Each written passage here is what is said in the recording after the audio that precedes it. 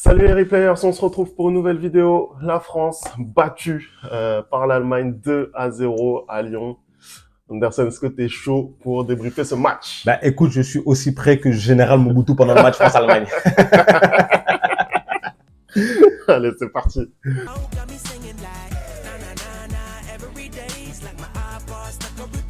Allez, on commence tout de suite cette vidéo. Pas mal de surprises dans ce match, hein. On pensait l'équipe de France capable de battre une Allemagne qui était dans le dur, mais non, c'est l'Allemagne qui a sorti la plus grosse prestation, victoire 2-0. Anderson, t'as pensé quoi toi de ce match? Bah écoute, on dirait que chaque fois que l'Allemagne a besoin de se rassurer et de se relancer, ils ont juste à jouer contre l'équipe de France. Et ça va être rapide, hein, à peu près comme le but de l'Allemagne face à cette équipe de France. Un match, heureusement que c'est un match amical. Voilà, je vais commencer comme ça. Heureusement que c'est un match amical. Hein.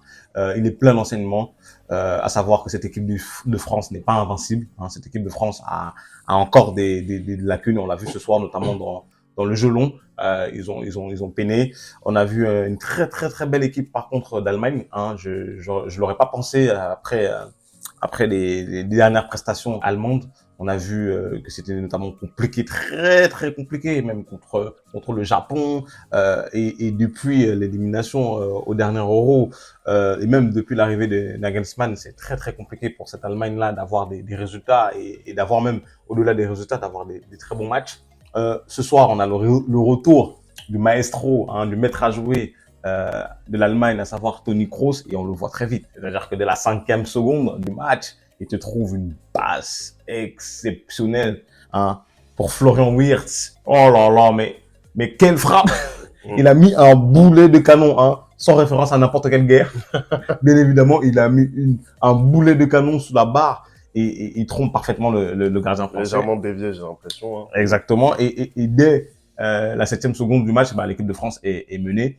Et j'ai eu l'impression que pratiquement tout le match, cette équipe de France n'a jamais été en mesure d'inquiéter l'Allemagne ce soir. Je l'ai pas reconnu, je vais pas te mentir, j'ai vraiment pas reconnu l'équipe de France qu'on a pu voir ces dernières années.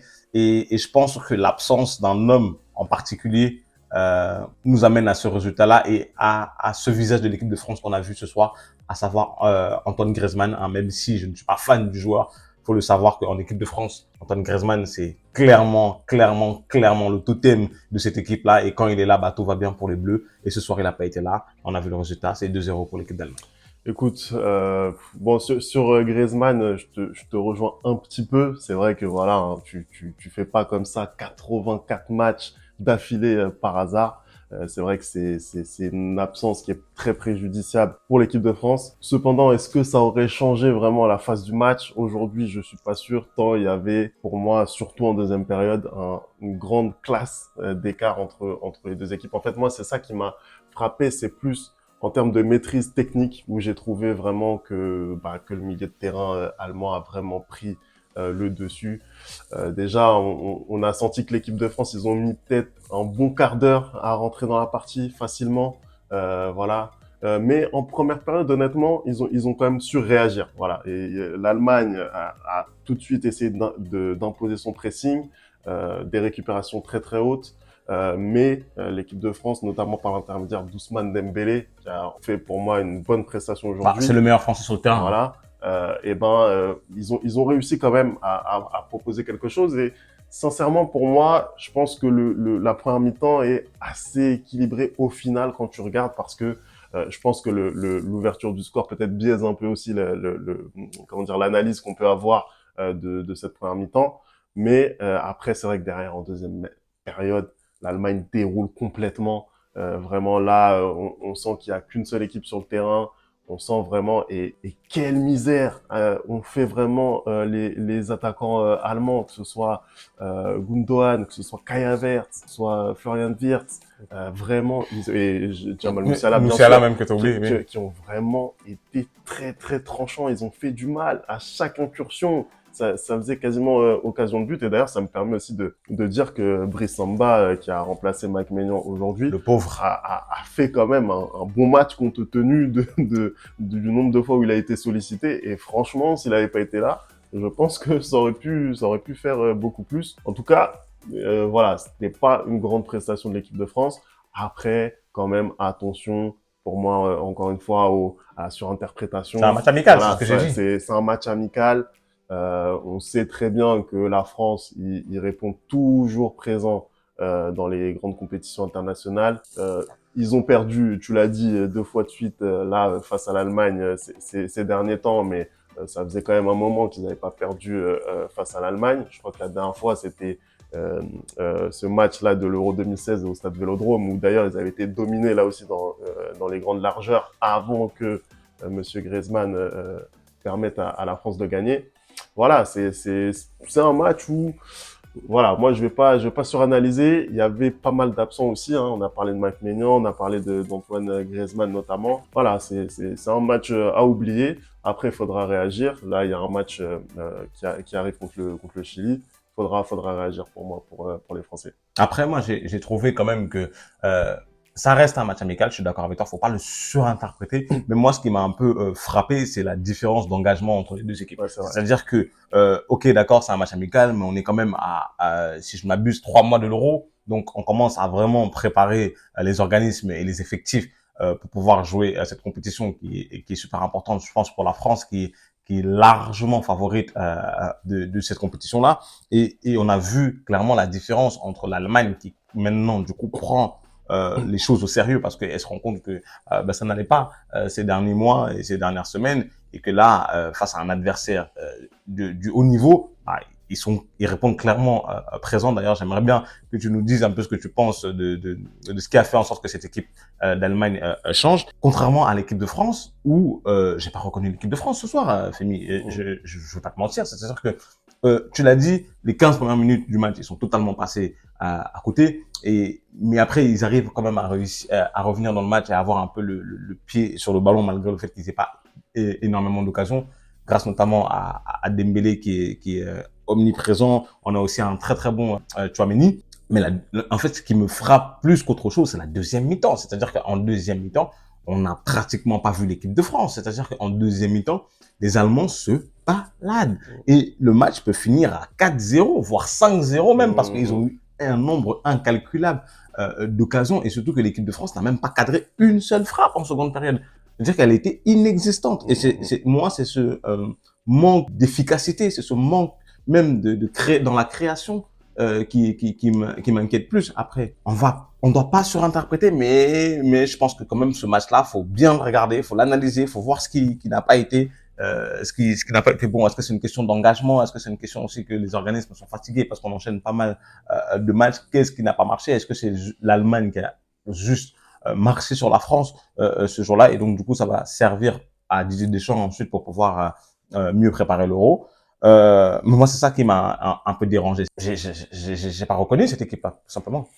Écoute, honnêtement, là, sur cette équipe de France, je pense que il y a des postes où il y a des manques, en fait. Je pense que Didier Deschamps, il a quand même un socle, hein, où avec 6-7 joueurs, où il sait plus ou moins qu'il va pouvoir les aligner. Mais il y a quand même des postes clés, à mon avis, où justement, il n'a pas ces joueurs pour justement aligner son 11 type. Tu vois, et ça, pour moi, ça pose problème quand on est tu l'as dit, à quelques mois d'une échéance aussi importante que l'Euro. Déjà en charnière, là par exemple, on a vu ce soir une charnière Upamecano-Pavard. Voilà, Upamecano, c'est l'ombre De lui-même, d'Upamecano ouais. qu'on a vu au Qatar. Je suis désolé. T'as l'impression que quand il est pas à côté de Konaté, ça devient très compliqué. Et non seulement au Bayern, il est pas bon, et en plus là, ce soir en équipe de France, il fait quelques sauvetages intéressants, mais c'est très compliqué. Et à côté de ça, on a un Benjamin Pavard. Alors Benjamin Pavard, lui, il est arrivé en équipe de France sur le côté droit. Il est habitué maintenant à jouer avec l'Inter de Milan En dans défense l'axe, centrale. voilà. Et pareil, ce soir, c'est compliqué. Donc je pense qu'au niveau de la charnière, vraiment, il va falloir faire quelque chose et trouver un joueur en mesure de jouer à côté d'Ibou Konaté. Je pense que voilà, ça c'est un des premiers chantiers. Ensuite, pour moi, il y a un match à droite. À droite. En fait, ce qui pose problème là ce soir, il y a eu 4 défenseurs centraux de métier alignés. Déjà, tu fais comment déjà pour ressortir le ballon proprement? Comment tu fais? T'as Jules Koundé, alors qu'il revient bien avec le FC Barcelone, mais qui n'est pas un latéral de métier. T'as Jonathan Klaus, du coup, qui a plutôt ce profil-là, mais qui, encore une fois, pour moi, n'a pas le niveau international. Clairement, Voilà. on voit quand il rentre. On voit quand il rentre que Les centres, c'est n'importe quoi. À un moment donné, c'est pas n'importe possible. quoi. C'est n'importe quoi. Alors que c'est un des meilleurs à son poste en Ligue 1, mais tu es obligé de constater qu'il n'arrive pas à passer le step international. Et puis, il y a ce poste aussi de numéro 9 où, là encore, c'est compliqué puisque Olivier Giroud, là, c'est peut-être sa dernière compétition internationale qui va jouer avec l'Euro. Et c'est vrai que derrière lui, c'est un peu le néant. Marcus Thuram, je suis désolé. Moi, j'ai entendu avant le match que Marcus Thuram, c'est l'avenir du poste, c'est le numéro 1, c'est celui qui s'est imposé. Non, mais c'est sincèrement, le match qu'il a fait, il a touché 20 ballons. Après, c'était un match très compliqué. Il a touché 20 ballons. Je veux pas le défendre, hein. Je veux pas me poser en défenseur de Marcus Thuram. Mais je pense que quand tu as un match compliqué comme ça, son profil d'attaquant, c'est clairement pas ce qu'il nous faut. Il nous faut, c'est très marrant parce que le type d'attaquant qu'il nous faut, bah, il a pris sa retraite internationale quand t'as ce genre de match-là. C'est un profil du genre de Karim Benzema, en fait. C'est un attaquant qui va descendre et qui va venir chercher des ballons, qui va venir essayer de construire et qui va venir essayer d'être utile pour l'équipe. Moi, j'ai envie de te dire que je suis d'accord avec toi. Pour ce poste de numéro 9 avec Marcus Thuram, c'est compliqué. Olivier, il peut assurer, mais il est vieillissant. Je pense que c'est plutôt une deuxième option qu'une première option. Est-ce que ce serait pas, comment dire, une alternative de mettre Kylian Mbappé, par exemple, dans ce poste de numéro 9 là et trouver quelqu'un qui va jouer à gauche comme un Bradley Barcola, par exemple? Moi, j'y crois absolument pas à Kylian dans l'axe. Je pense que, enfin, il est capable de jouer à ce poste pour dépanner. Il aura cette efficacité toujours. On en a parlé longuement ici au PSG. Pour moi, c'est quelqu'un qui sait être efficace aujourd'hui. Mais quand tu vas aller loin dans une compétition internationale, tu dois battre les grosses équipes. Pour moi, Kylian, c'est pas son poste de prédilection.